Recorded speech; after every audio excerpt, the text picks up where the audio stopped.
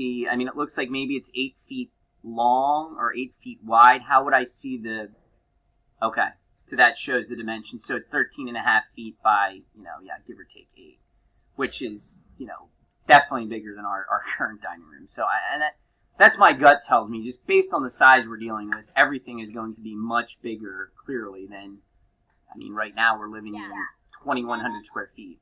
Okay, and then let me just clarify. There's a door, right, coming off the dining room onto the lanai, correct? Is that kind of what I see? Awesome. Okay. Other question, Jeremy. So the flex room, which would be the homeschool room. I mean, it looks. Oh wow, that's super cool. That's so cool, Jeremy. Amy, do you see that right now? That's so cool. That's it. That's what I want. Just that. There you go. I like it. Yeah, maybe let's just walk through the house. Can we do that? Is that kind of what we're doing right now? Because I think that would be sort of super helpful for us just to kind of... Yeah. So you kind of walk in the front door.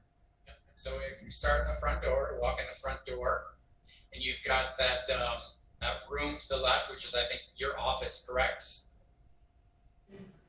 Sounds good to me. I don't know. Not yet defined, yep. Wow, the kitchen looks awesome. Let me see the kitchen again. Okay. That's really cool. And then what are those French doors? Yeah. That's the flex room? No. What were those? So that's the flex room we're saying? Okay. Yes. Yep, that's the flex room there, which you can also come into off of the mud room, which is this. This is the room coming off the garage. Oh, cool.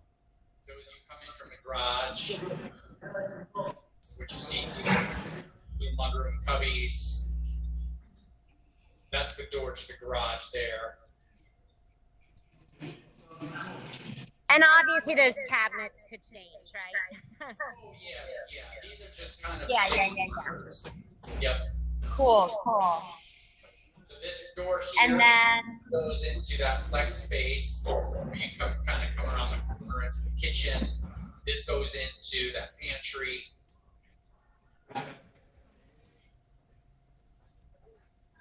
This is awesome. I think this is like, I don't know, for me, this is exactly like what I need or want to see. And Jeremy, let me ask you again, things like the built-ins there for the main room, that's something that we could say, yes, we really want that, or no, we don't. That's not a mission critical. Right. That you're just kind of throwing that as an idea, if you would. I mean, frankly, I think that actually does look kind of cool, but that's not a like. There's a spatial place marker. Sure, yeah. Show you that Exactly. yeah. So whoever does your custom built-ins, like we use Grace Customs for all our stuff, and you may have a carpenter who does the same thing, or he'll go out there and he'll measure that space and he'll build you something very specific for whatever you plan on using. Yep. Awesome. And then the window, we wanted kind of the bigger window type thing stud, right? In the living area.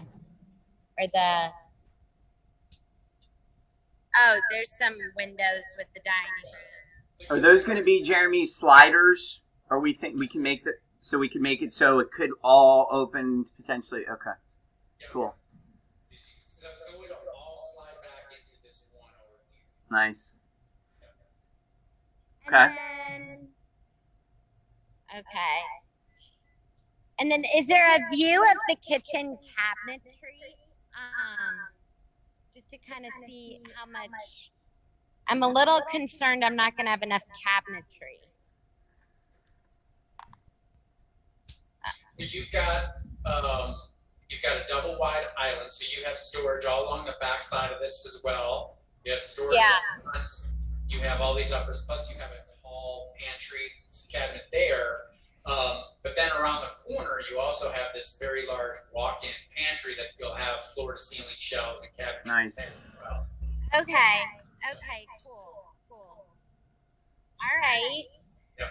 So you actually, while the kitchen kind of looks like it's got a small footprint, you actually have quite a bit of storage in there. And I would tell you from personal experience that we just remodeled our house, and we have that large pantry in the back.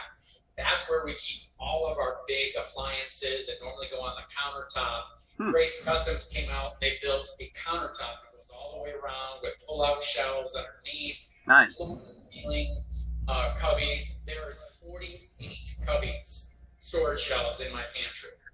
There's a refrigerator in there. There's an ice maker. So there's so much more room. There's so much room that you'll actually find that you don't need nearly as much storage in your kitchen as you think you do. Because now it's all going to be stored nicely in that pantry behind it. That's really nice. Well, and this is an important one, great. Jeremy. So what about the coffee maker? Like, where would the coffee maker type go? Like, is that, it would be on maybe counter space there type thing? Or you're saying you have that in sort of your back area, or? So we actually have a separate coffee bar that's off to the side. But in this scenario, you have this cabinet right here. And inside that, you have those pull-out shelves that slide out. So that's where your coffee maker would go, is you would open those doors and your coffee is nicely hidden in there. Nice. With pull-out shelves, so you can pull it right out. And obviously there's electric Oh, behind it. nice. There's obviously electric behind it. No, that'll make her, I mean, that's great. And then that, hey Doug, you were wanting like a wine cooler. Yes. Like all that. Good point. What about that, Jeremy? Let's see where we might be able to put something like How could we throw like a little built-in wine cooler? It doesn't have to be anything incredibly whatever, but I would like something. Thank you, Amy. I'm glad you brought that up. I would love like a little built-in. Is that a microwave down there, or what would that be? You got your trash, your sink, and then your dishwasher down here. You could, if you wanted to. You know, I have this drop-down table height right here, so you can sit around this at a table height. So it's dropped down lower. However, if you didn't want that, you could make this island just that much larger, and that way you could have room for your wine, little beverage cooler, wine fridge underneath of this on this side. Yeah. So it gives you more cabinetry that way as well. Yeah, I think that's an important one. I mean, Amy, what do you think about that? I mean, that's sort of the idea of like, how much do we really want that second island? I mean, you know what I mean? Hey Doug, I got booted off. I didn't hear a little one bar thing. Can you back up for me?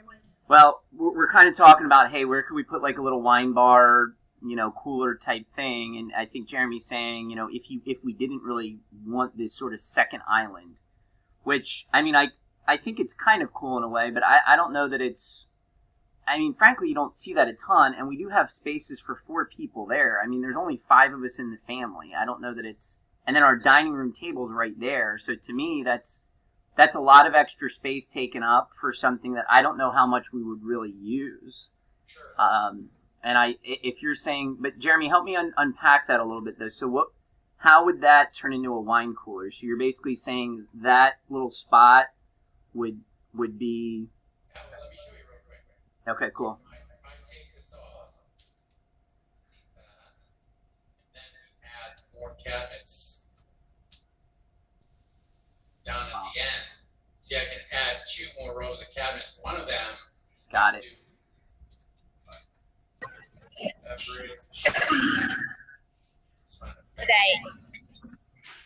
Wow, did this program change your life pretty much, Jeremy, when whatever this like chief architect premiere is, this like, Yes, incredible.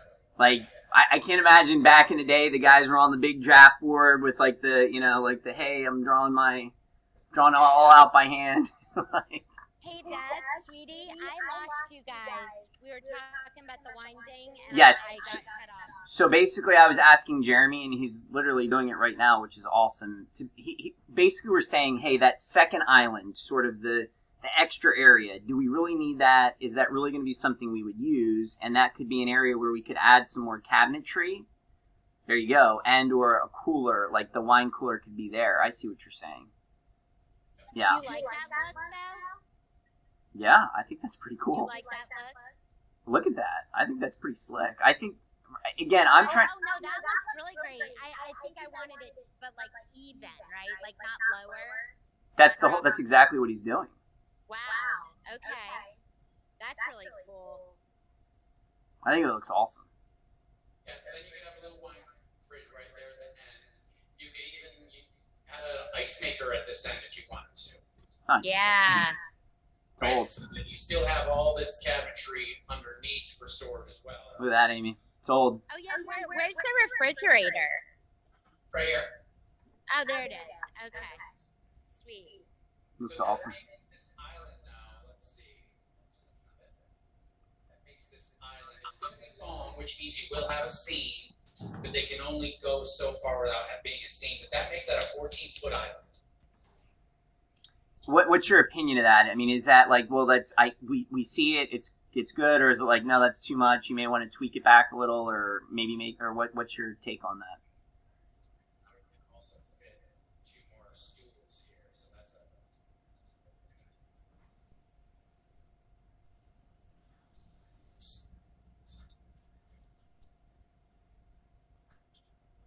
I mean, that island looks awesome, Amy. I think that's really cool.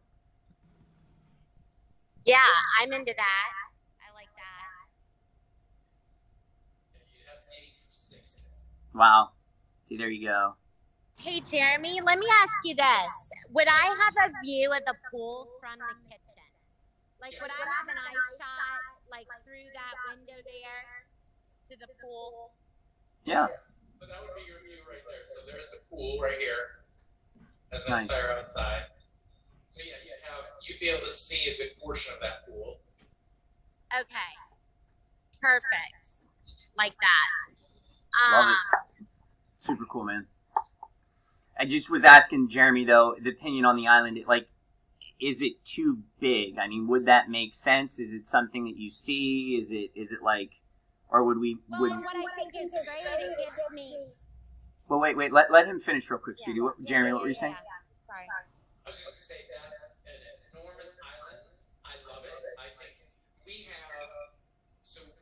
have that 10-foot island, and then we have that additional 4-foot section that drops down. Got it.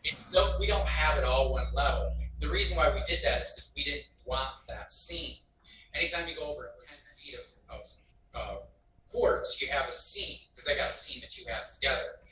However, I love the look of this huge island. It's really nice. However, just so you know, you will have a seam, and it's most likely going to be, they're going to break it right here at the sink because that's the most feasible area to do that. So depending on what color of countertop you choose, if you choose a very light, or even a white countertop, you will see that seam. So you want to just make sure you keep that in the back of your mind. Sure. You want to choose a busier countertop so that that seam gets hidden. Have you ever seen anyone do like a concrete, like, countertop? You can. They're expensive and they're high maintenance. Okay. Yeah, because concrete is always porous, right? And it takes a lot of maintenance. You always have to seal them. They're pretty expensive. They got to pour them in the field, and they gotta polish them, and they're wonderful. And they look really cool, but they are more expensive. But we could probably obtain something like this look without it being "quote unquote" concrete, whether it was quartz or Oh, granite. they have. No, I was just talking about eliminating the seam, whether concrete would eliminate. Yeah, and the concrete would eliminate the seam. Here's what I would do. I would talk to the contractor, whatever contractor you use. Ask them if they know someone who does concrete countertops, because that's kind of a hard find. Yeah, I bet. There are people out there that do it. And if I mean, I don't think the seam offends me that much. I mean, again, I get what you're saying. We'd have to probably look at it. I just wanted to kind of break away from that typical granite that we've been, Yeah. Like I was thinking more of like that. I was thinking something lighter, a little more marble kind of look, but you can get any color you want in quartzite. Quartzite is better than quartz because it's a harder product. It's not gonna. There's quartz, there's quartzite, and then there's granite. And the hierarchy goes the granite, quartz, and then quartzite. The quartzite is a natural product, and so it's not going to stain, it's not going to wear, it's not going to, you can sit a hot pot on it, it's not going to melt or stain or anything like that. Cool. And you can get them in many, many different patterns and shades and colors. Nice. And so the busier you get in there, the better chance you're going to be able to hide that seam. Okay. Just for purposes of clarity, could you show us real quick, if we said we don't want the seam at all, we want just one piece, forget about the double table, what would this sort of look like? Do you follow me? Like if we said, and I would definitely, if you can, sort of save that rendering or at least remember what that is. I'm just kind of curious, Jeremy, to get a sense of if we said, we don't want that, and forget the wine bar for now, or we'll put a wine bar in the pantry or something, which I'm sure we could do. I mean, we could just buy a wine bar and put it in there, for what it's worth. I just think it would be good to at least see sort of what that looks like. The most we can go, I think, is 130, it's like 132 inches or something. So 2, which brings that back to there.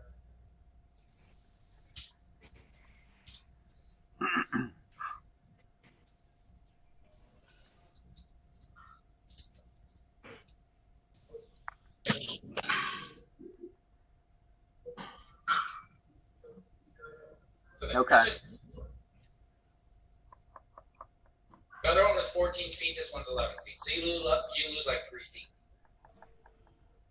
But no seam, for what it's worth. That's right. I mean, Amy, I think that's something to consider too. It's like how big, because to me that also opens up and makes that feel like there's a little more room now between the kitchen and the dining room table. Do you follow me? But then what you're forgetting though, honey, is it looks like the sink is on the island. So like, where's my cooking space as well? Well, the sink was always on the island, to be clear. I mean, the sink was on the island the whole time. Yeah, but I know, but that's what I'm saying. I mean, just look at the amount of counter space. Okay. Like, I almost feel like the fact that it's longer would give me more counter space. Okay.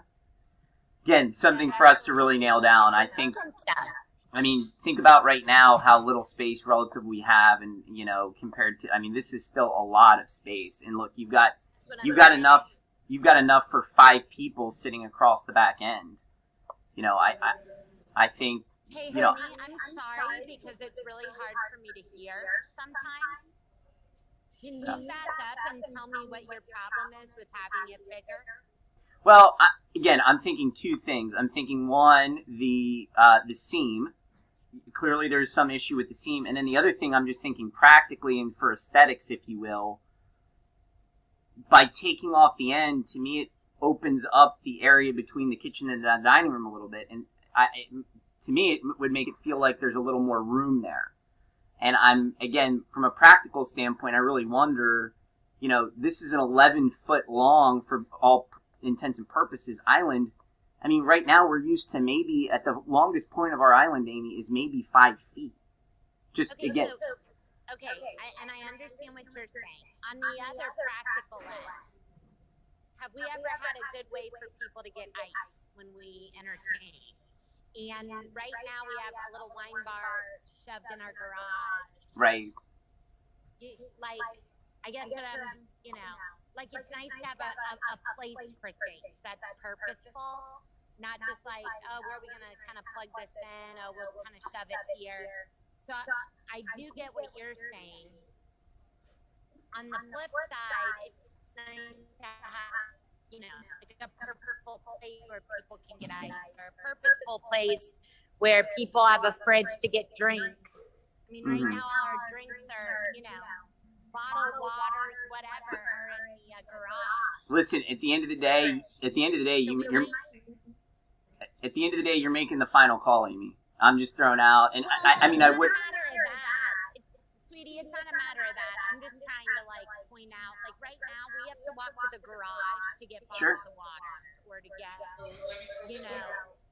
Yep. So in this drop zone area, it's very large. So what if we do this? You could eliminate or reduce the size of these cubbies, move this bathroom door around there, bring this this wall down to make your pantry bigger. Slide this door over, make it open the opposite direction. Now you can have a full size, not just a small one, but you could have a full size drink fridge in here. You could have an ice maker sitting there, and your countertop would run all the way down, this wall. Wow, I like it. And so now you have countertop, you have a fridge, you can have an ice maker there. You have all this cabinetry in there. And so now you just have to walk right around the corner into your pantry. You can put a pocket door on here. I like it. I mean, I think personally something like that makes more sense.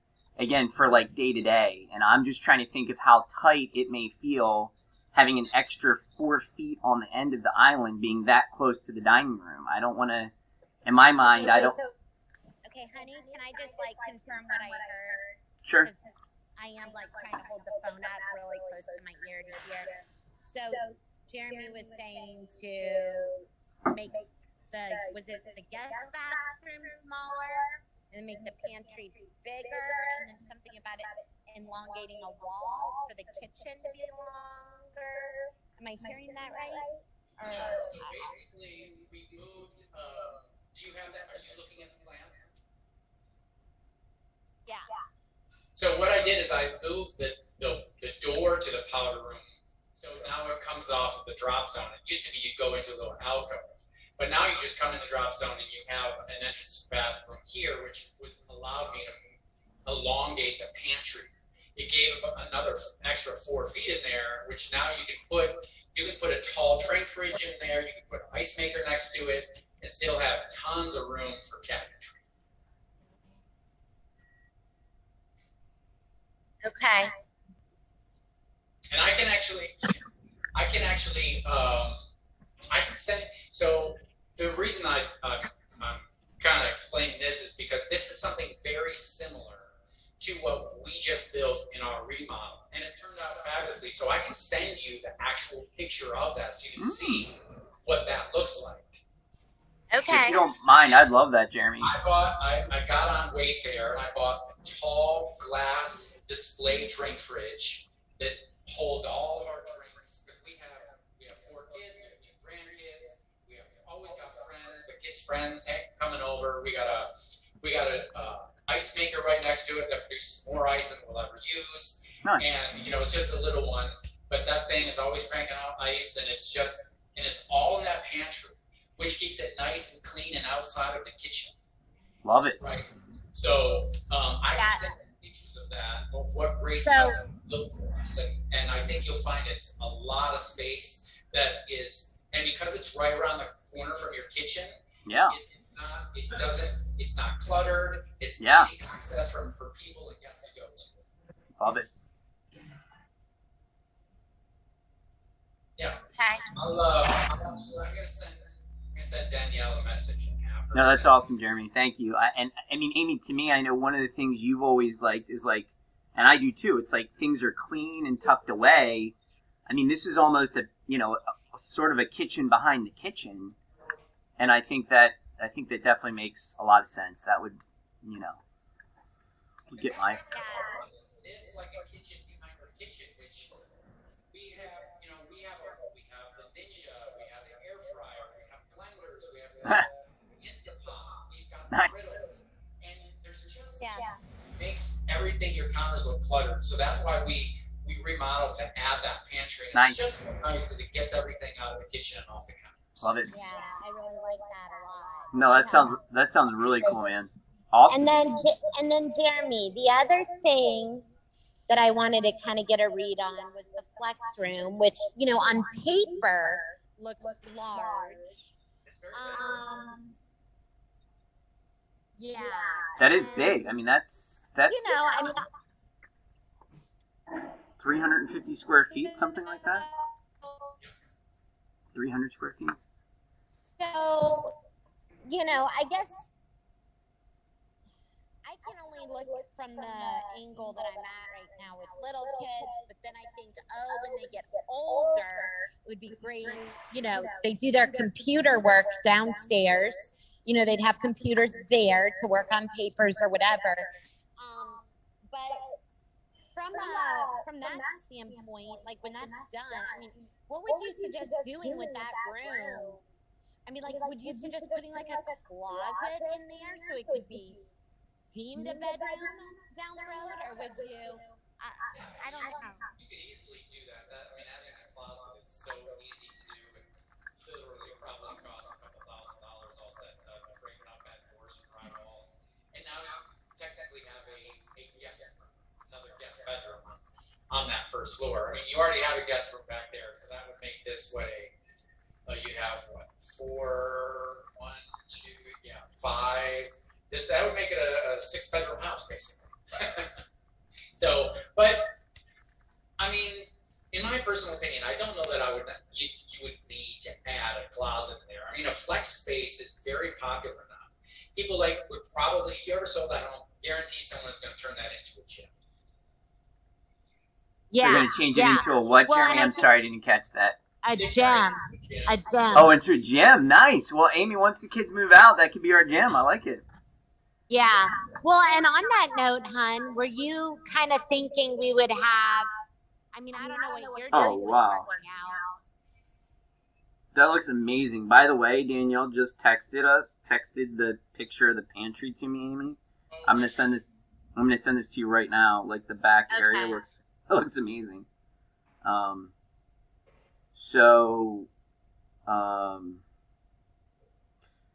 Yeah. Keep going. What else, Amy?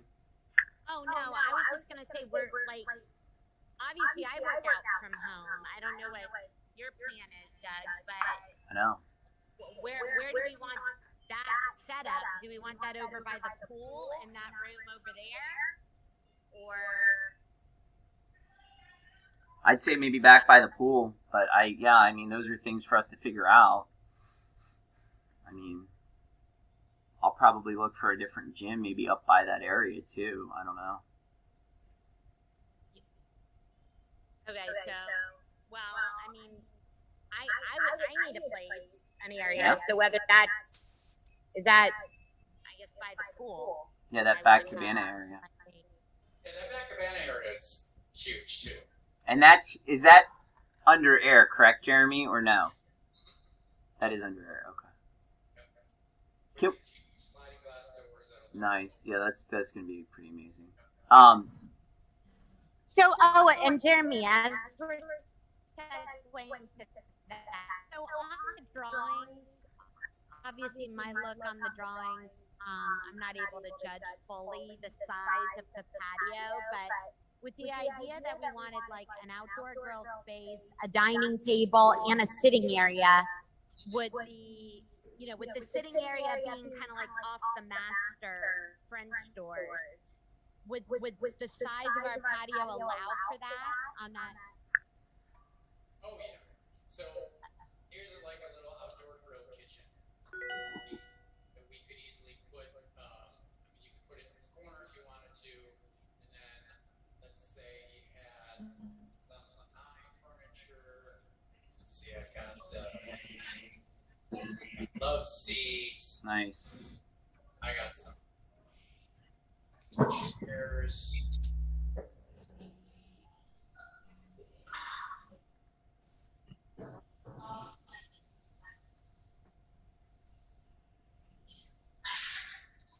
Like a table or a dining table. Okay. And then, okay, that's awesome. Do we have a limit of the pool size based on the house? Like, is the house dictating like a swimming pool size limit right now? You can go as big as a pool you want. Just, pools right now, even a super expensive, yeah. Yeah, even a very basic starter package pool is about $7,500. No. Yeah. Well, and I don't think we were wanting anything like, I mean, I'm just thinking like rectangle, simple rectangular, but you know, I'm thinking teenagers in the pool. So I'm just comparing to what we have now. You know, I like this as simple rectangular, but you know, maybe just a little wider, a little longer than what we got currently. But And just for scale, what I'm showing here is about a 14-foot wide pool by like 31 feet. So, you know, that's a big pool. You have more than enough area for whatever size pool you want in this back area of your house. okay. And again, Jeremy, we don't have to specifically say the pool's got to be exactly this big right now. We're just doing this as a placeholder. No, we don't even show the pool on our plans. Oh yeah. Right. Okay. That'll come later when you get with your pool contractor. He does a totally separate drawing that he has to permit separately anyway. So we don't even specify any of the pool stuff on our plans. Okay. Because the county won't even let us in. Got it. Yep. Good question, though, Amy. What else do you need to know? I love it. I mean, this is so helpful, Jeremy. I can't say enough for me. I guess what I want to make sure Amy's getting any other questions answered on the first floor. I would love to, and again, I want to be mindful of everyone's time, but if we could maybe just take a look at the bedrooms sort of and the upstairs, I think would be super helpful for me just to kind of get a sense of, you know, hey, you know, you walk in the house and et cetera, et cetera.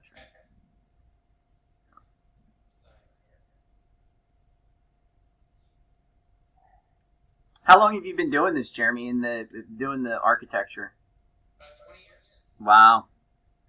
At the same time I've been doing insurance. I'm sure you've seen a lot of changes over the last 20 years for sure.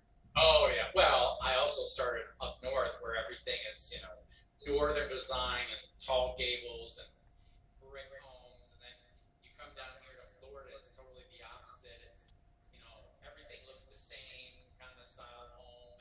Right. So over the past several years, I've tried to provide my clients something different than what everyone else is doing, which is the same old style of kind of Mediterranean ranch style home. Yeah, that's awesome. So this would be. This is the master bedroom. So you got a vaulted ceiling in there. Nice.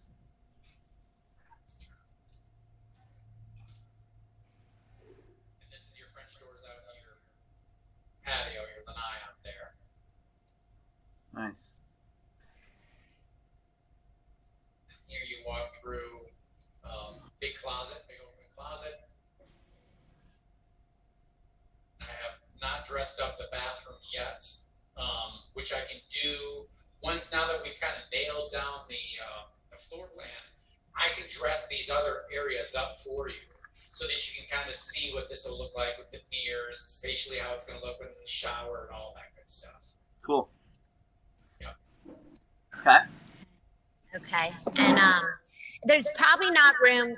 Well, Jeremy, one of the things I was wanting was like to have my own spot to like read in the morning, right? So we kind of had that step out onto the patio, but then we had that kind of office den, which we were, you know, coming off the front door, which was also going to be kind of used as like a separate spot. Like if the kids were watching a kids movie or whatnot, they could go in there.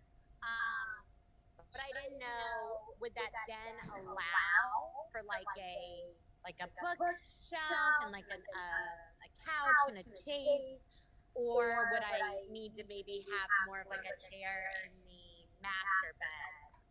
I just wanted to get clear on those dimensions. Look at something.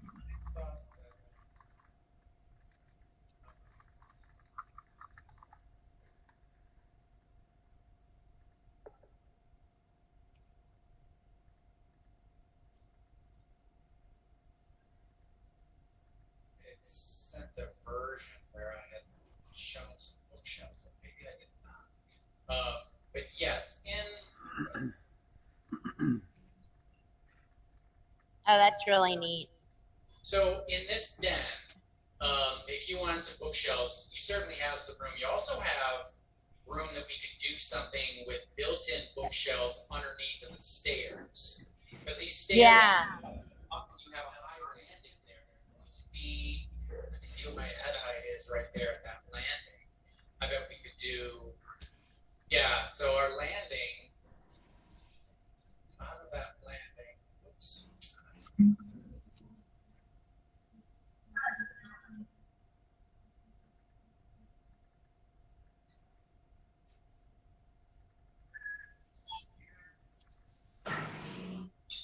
Yeah, so I got 5.5 feet where that landing starts. So we have plenty of room. We could do a bunch of built-in bookshelves underneath that, probably 3 bookshelves underneath that landing, underneath the stairs, built right into the wall.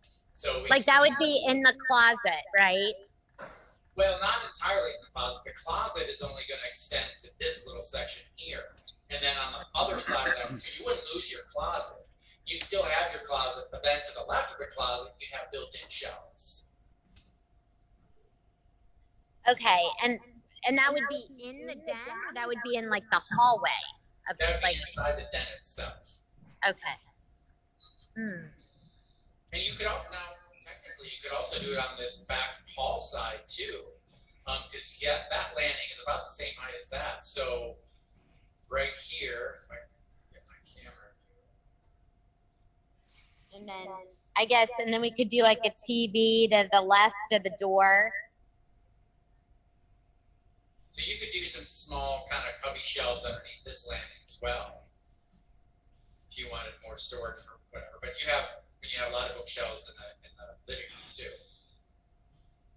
Yeah, it's one of those like I don't want to like have to look at all my books and stuff I just don't want them crammed all up there, Well, you definitely have space to put bookshelves along this back wall of the den. I mean, that's 13.2, so you could do, you could do a lot of shelves.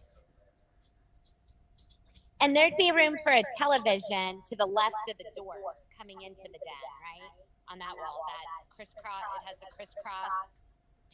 No, because this has windows on it. Well, that little wall, the one that bumps up against the porch, that one. Oh yeah, let me just put a TV there and I can show you.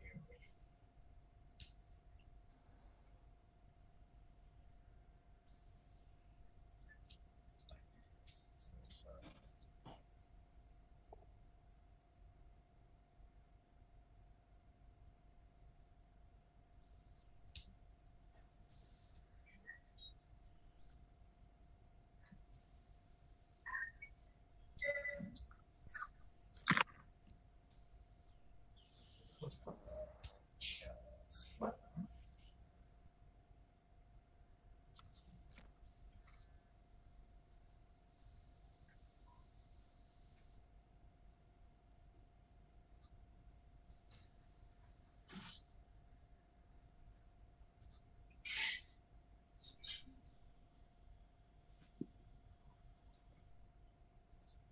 So you can have shelves in there.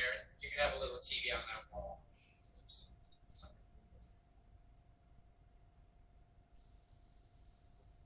Yeah. Okay. Yeah. Okay. Yeah, so you have a TV on that wall, a couch, shelves in the back. I mean, Doug, do you like that idea? Like that's kind of a spot. Yeah, I think it's super cool. I don't think I'm going to know what to do with all the things in my house, Jeremy, is what I think. I mean, I think this is going to be amazing. So I just want to make sure I can afford it. So it looks amazing. It really does. So, and yeah. I don't know whether it's popular now or not popular now, but I kind of like some of the built-ins and bookshelves. I think that's kind of, I don't know. Well, I gotta be honest though, honey. I'm not a big tchotchke person. I know. I don't like to buy a bunch of little objects. No, I get that. So I'm more worried. I mean, I wanted a set place for our books. I mean, right now we got books in the garage, books in here, books crammed up in our nightstand. They're just all like, I just kind of wanted a set. Yeah, I get that. But I'm not so much big into a lot No, of I agree with that. I'm just saying, I'm sure we could always cut down on how big the bookshelves were or whatever. But yes, I think overall, I definitely think that looks very cool. Yeah.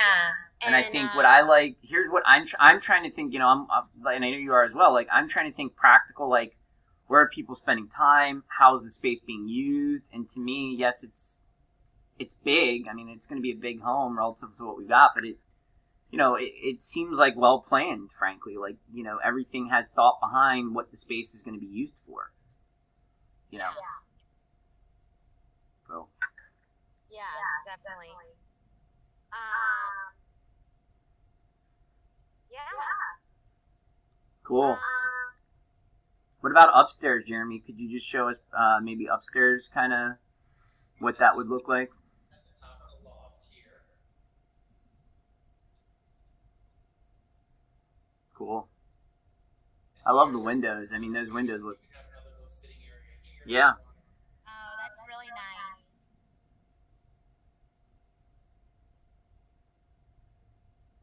Nice big space. Okay. Oh, that's Down great. below, That's great.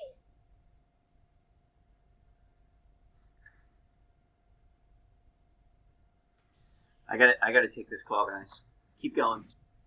Okay. Tony, how you doing, man? Yeah, Jeremy, I'm really excited. I mean, this is really making it come to life. So Good. yeah, and it's really funny. I was like, I wanted it. It like means something that you guys have kids and have raised kids and get that, because that's been the biggest thing, is just the flow of day-to-day life, and I feel like this is gonna have a good flow.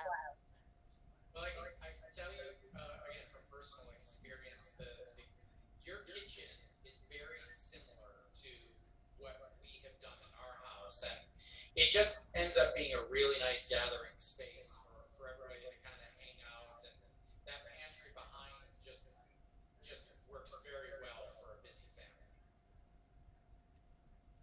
Oh yeah, no doubt. I mean, I'm just so excited because that's the thing. Like, the garage has been our place right now, so that's just going to be a step up for us to have a nice area like that to keep things. So, yeah, I'm thrilled with that, and Okay.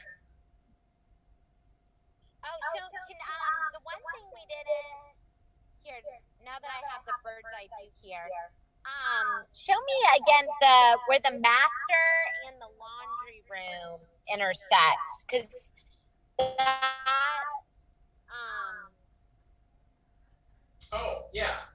So if I go back to my first floor.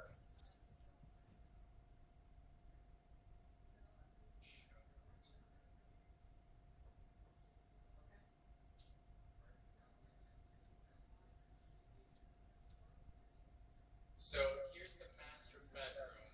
So here, basically, what you do is you come in. Oops, hold on, sorry. This camera. So here's the little vestibule that comes in from the living room. You go back into your master bedroom, and here, this little vestibule. Oops. Camera. There we go. So right here's the door to your master bedroom, and here's the door right across from it that goes into the laundry room. okay.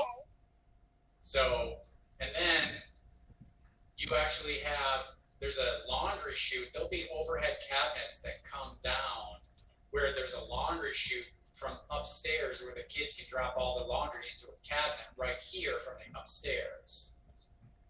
Okay. That's this closet right here. This lines up with that laundry room below, so that you can have, and you can actually separate this into 3 different bins if you wanted to. Like, one kid drops his clothes in one bin, and it goes down into a cabinet below, or they just all go into one hopper below. But that's something we don't see here. We got away from doing laundry chutes. I don't know why. I love a laundry chute if I have a second floor. I think it makes a lot of sense. It saves time. It probably saves a lot of stairs. Yeah. Absolutely. Okay, that's cool. That's cool. So this is conveniently located right outside your master, and then right off of this living area. Jeremy, got him. So in the big room where I can put a Christmas tree. I don't care if it covers part of the built-ins or whatever, but I gotta figure out where to have the Christmas tree. Sure. No, that's actually a very valid point. Let me see if I have a Christmas tree. Nah, it's funny. Let me just look at something real quick. I'll be able to find, because I do want to be able to show you that, because I've actually had that request before. I did a big remodel down in Davis Island, and she was like, "Look, make sure I have room for my Christmas tree." And I was like, "Oh, that's absolutely Kind of a good point. Yeah, I mean, again, you think of like the things that families care about, remember, practical. You know, it's Yeah, and I mean, as of right now, in our home now, we have it in a corner, and it covers kind of part of a built-in, and you know, that's fine. We were okay with looking at that big room. You know, I know that's where we want to gather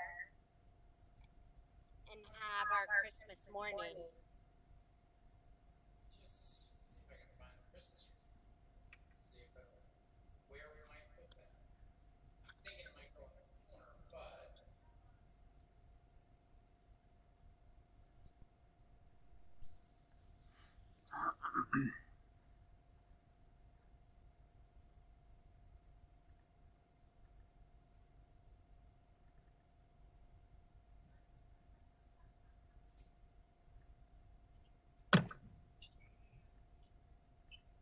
it's lovely.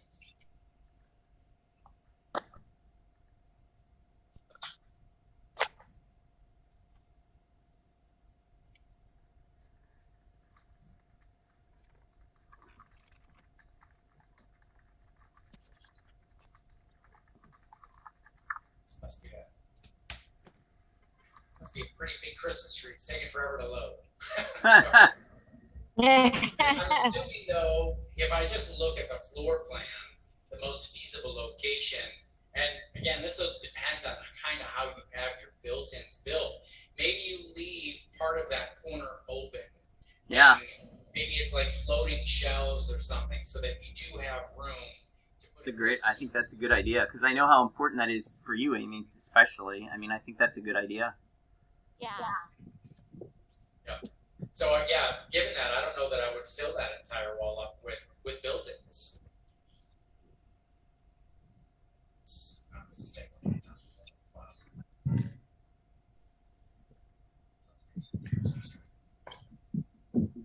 any event, my computer's it's such a big tree. It's taking. It's locking up my system. So sorry about that. No worries, man. No, that's okay. I'm just glad I thought to mention it, just Oh, sure. to know what the solution would be.